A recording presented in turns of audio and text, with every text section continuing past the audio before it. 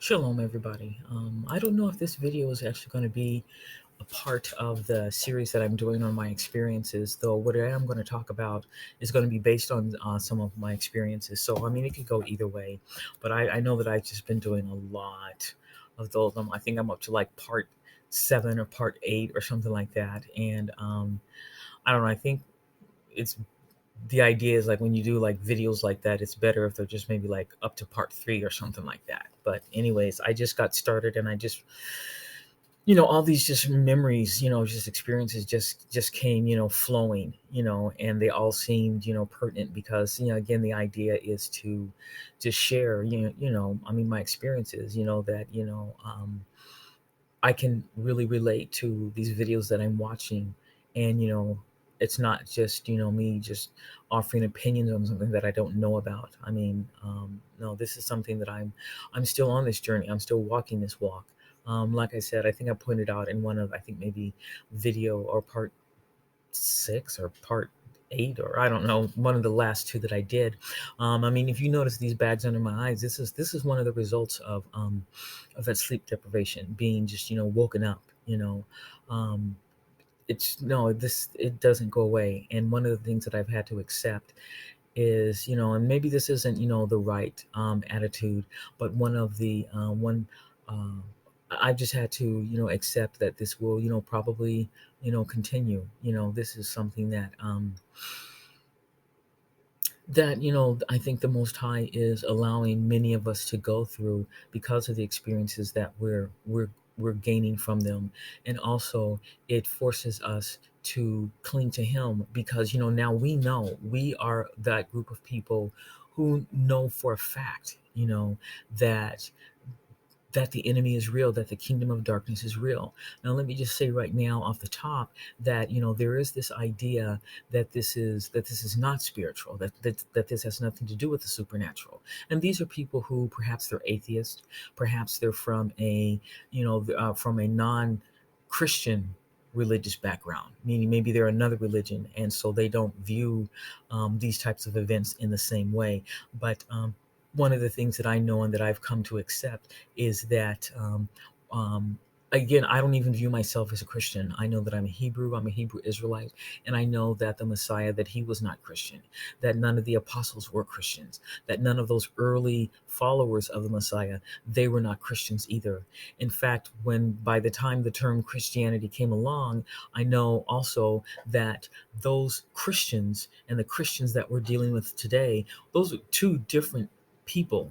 The religion of Christianity that we see, here in Christendom today, it is not the Christianity that was that sprang up out of that Hebrew culture. Okay, it's not. It's two different things. This emphasis on tithing, this emphasis on prosperity, a Sunday worship. It's completely different. There were no pagan holidays. They were not worshiping Easter. They were not, celebrating Christmas. None of that. What we see in Christianity today, it is something completely different. So I do not consider myself a Christian. I don't call myself a Christian. The word that I use is the actual Hebrew word that the Messiah used to describe his followers. They were called Netzarim. Okay, Netzarim, or in the plural or in the singular, Netzari, which means a branch. He said, I am the vine and ye are the branches.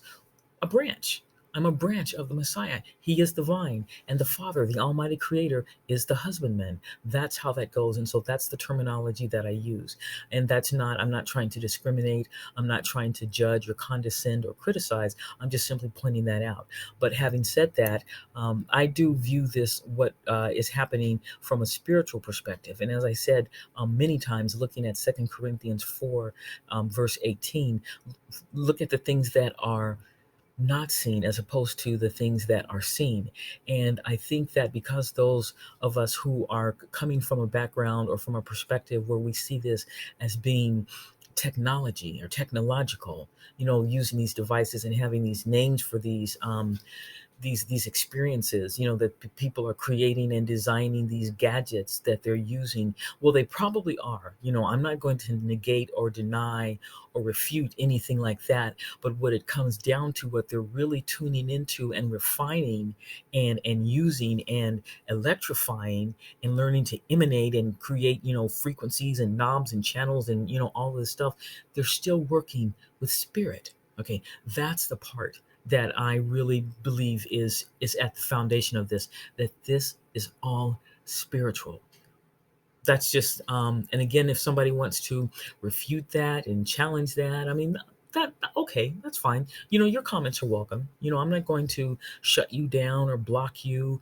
I just ask that you don't be condescending or abusive or disrespectful.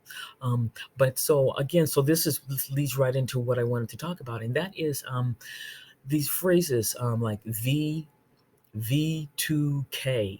and DEW. And I was in like I asked someone on a comment, what does that mean? And they clarified and they explained it, and gaslighting. Again, these are phrases that I didn't know about. I've been dealing with this for many, many, many years. But again, like I said, I didn't know that there was an official name for it. I didn't know that there were official names for all of these different, experiences and phenomena. And so they clued me in.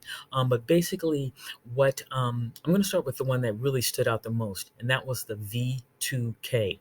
And she said it means voice to skull, voices in the head, done by psychopaths slash demons, nonstop, forced, cruel slash demeaning slash degradation slash vile thoughts, words, pictures, and emotions 24/7, 365. Okay, that's what okay, so that's what that means. And basically, now if you look at that from a spiritual perspective, okay, what that really is, those are called, what in the New Testament they're referred to as fiery darts. Okay, now let me get something here real quick.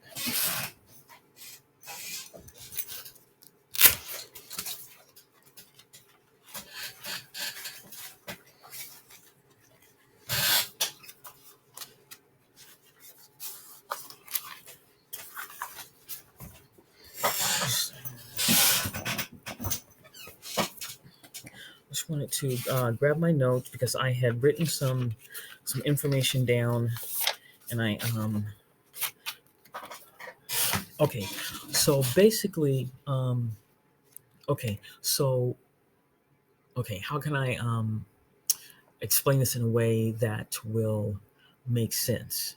Okay, because again, like I said, to look at this from this technological point of view, I mean, while it does, okay, and in this world that has been given over into the hands of the wicked, okay, that is at war with the Most High.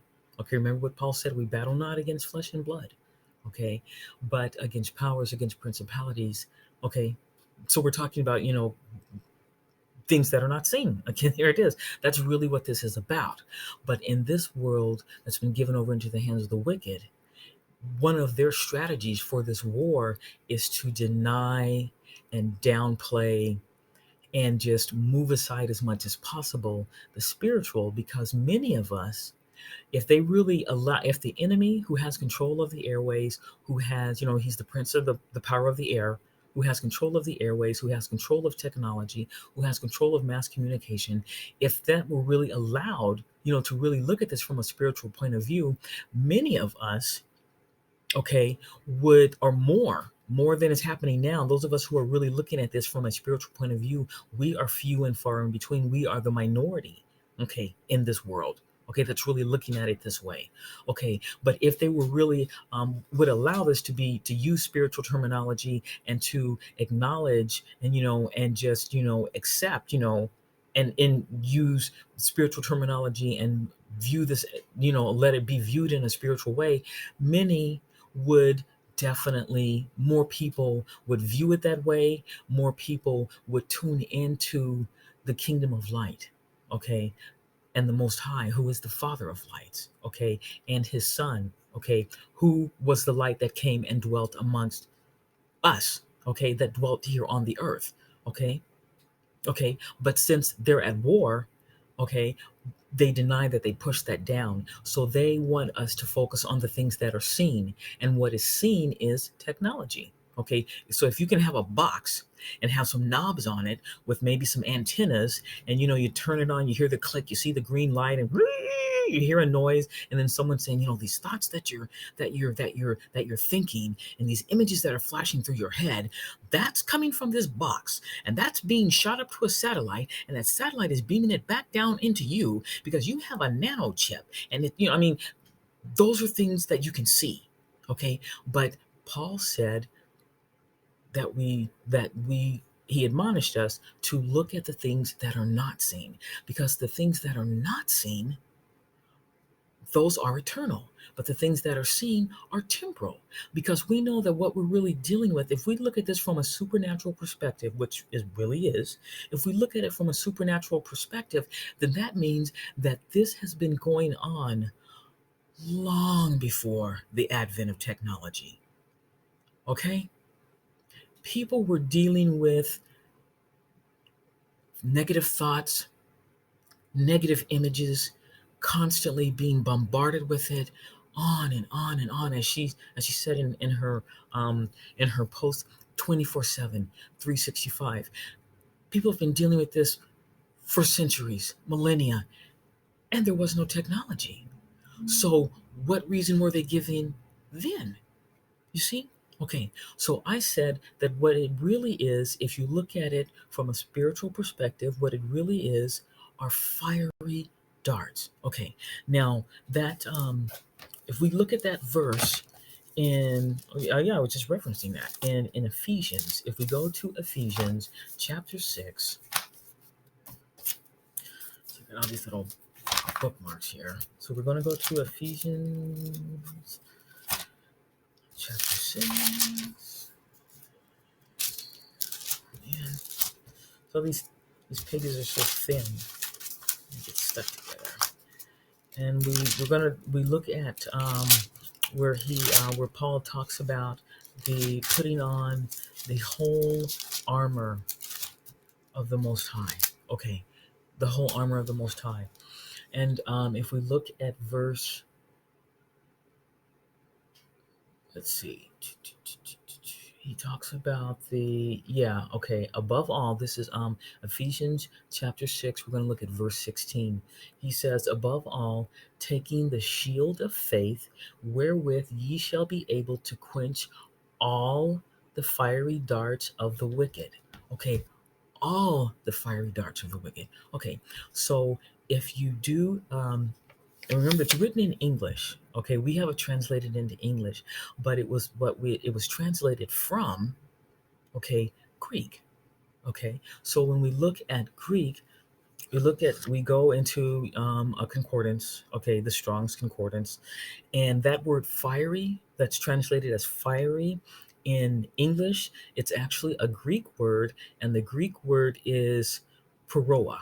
Okay, now, okay, clearly I'm not a native ancient Greek speaking sister, but this is poroa, and it's just for, if you want to reference this, it's number 4448, and basically what it means is to kindle, to be ignited, to glow, to be refined, or figuratively to be inflamed. And then in parentheses it says with anger, grief, lust, translated as burn, fiery, be on fire, to try. Okay, and the word dart, basically that means dart. Okay, it means like a spear, a dart, a javelin. So basically what you're talking about is this idea of wrapping an inflamed emotion around a dart and throwing it. Okay, remember, and emotions, thoughts, images, these are not seen. Okay, again, going back to that, don't look at what's seen, look at what is not seen. Okay, you can't see your thoughts, and what they are spirits. Okay, those are negative spirits, and which is what I was saying earlier in previous videos, that the one of the things that they do, they use strong negative emotions. Okay, so it's inflamed. That word fiery, it's inflamed. This is an emotion that's been inflamed. You wrap it around a dart. Okay, you wrap that and you throw it. You shoot it at the enemy, and they're doing it constantly, constantly, constantly. Okay, so the idea is, so the question would be, how do you thwart that? How do you overcome that? Well, what Paul said here, he said to put on the whole armor of the Most High. And he said, above all, taking, again, let me just read that again, above all. Okay, so that means over everything that you put on in terms of your armor, over everything, your helmet, your breastplate, above everything. If you were to literally be all of a sudden have to be, if the war horn goes off and you had to leap up from the bunk room and grab your gear because the enemy's coming right over the hill. If you had and you didn't have time to put on the whole armor, what would be the one thing that you should grab if you really had to, if it really came down to it? Well, the way that it's worded here, he's saying above all, okay, so above all, taking the shield of faith. So if you leave behind the breastplate, leave behind the helmet, you don't have time to put the sandals on and buckle them all up, leave all that behind. Even it's the sword, you might have to leave the sword behind. But if you have to leave everything behind, grab that shield of faith. Why? He says, wherewith ye shall. Okay, shall, check that word out. That doesn't mean might. You might be able. It doesn't mean, well, there's a possibility. Okay, it says you shall. Okay, ye shall be able to quench all the fiery darts of the wicked. So with faith, you can overcome this. With faith. Now that seems so trivial. That seems that can't be. Especially when many of us have been programmed to view this from a technological point of view. You're going to try and tell me that faith is what we're going to deal with to combat this technology? Faith? These things are being designed by people who have PhDs in technical engineering and mechanical engineering, and they know about biorhythms and this and that. They've designed these fancy things, and the governments have them, and they put them in chips and satellite them, and we're supposed to use faith.